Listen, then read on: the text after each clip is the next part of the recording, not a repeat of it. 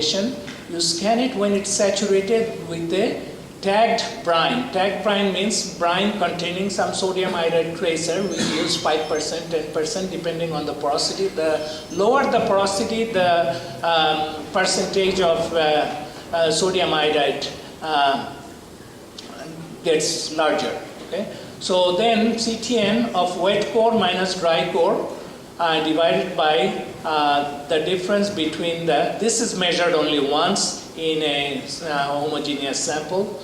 So brine minus CTN of air, and that gives you the porosity directly. So we did a study, and this was done at Saudi Aramco when I was using their reservoir cores at 3 plugs, each with different porosity values. And we scanned the sample at 5 millimeter intervals. And so these are the slices. And I used the standards method and the saturation method. And the core was heterogeneous. That's why the porosity value is fluctuating. Okay? And this is at transition. And then there is a second plug. Then there is a third plug. So both methods were used. The data were on top of one another. But here in the third plug, it shows some variation. And this variation could be attributed to the most heterogeneous plug of the 3, which had a total porosity, which is represented by the top curve, which is different from the effective porosity. In the case of the 2 others, they were more homogeneous, and so how do you know something is homogeneous? Is the color variations are not too much. Here is the same type of color variation throughout, but here you see all these fluctuations, and that tells us that this core is very heterogeneous. So this difference is the difference between effective and total porosity in this third core plug. Okay. We can also use this type of data by taking scans at different times to make a movie out of a fluid flow experiment. In this particular one, I'm showing the drainage process. A core was saturated with brine, and then we flowed oil through it to displace all the water. So this is representing the drainage process that happens in a reservoir when the fluids migrate, right? So the oil comes in and displaces the original interstitial water and brings it to SWIR. So this process is mimicked in all core flooding experiments. And so we made a movie to show you how it works. Oops.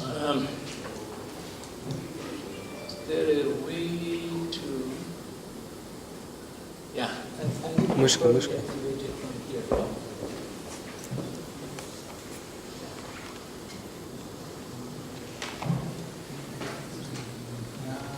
So these are all time-lapse images, and it's showing that this oil was very viscous compared to the water. So it did what is called a piston-like displacement, right?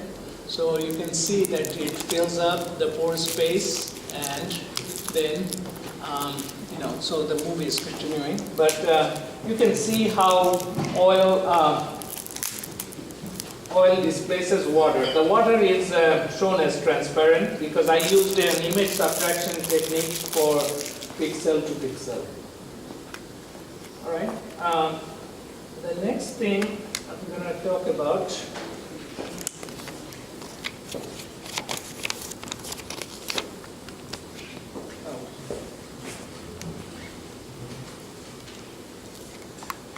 So I mentioned that we did image subtraction. This is a 3D slice, what we call a slab image.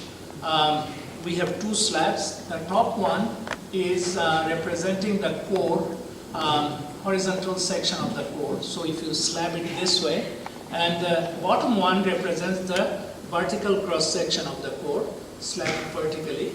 Okay, so this is what happens during a displacement process. Here, the oil is represented by the bright colors, which is this.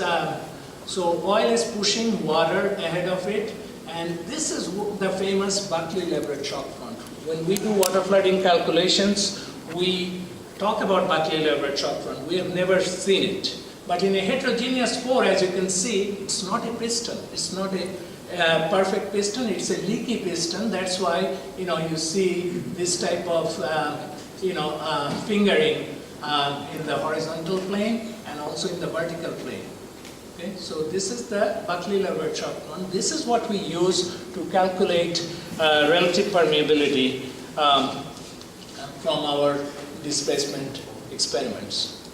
So in three-phase flow, we saw some very interesting things. These are from my PhD work, and we were able to see not only the Buckley-Leverett shock front. This was three-phase flow. We had the third phase, which is a lighter phase here, being displaced.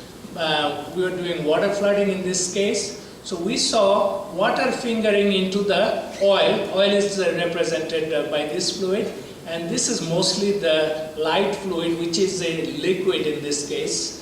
And so this is a perfect, piston-like displacement in the horizontal plane. And this is showing that water is fingering into the oil. Okay?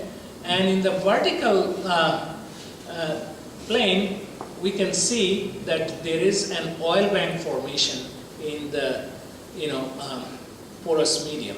So CT scanning is able to tell us a lot about what happens inside the core. We can also use CT scanning for looking at the effectiveness of displacement processes. So when we do a core flooding test, we assume 100% water saturation by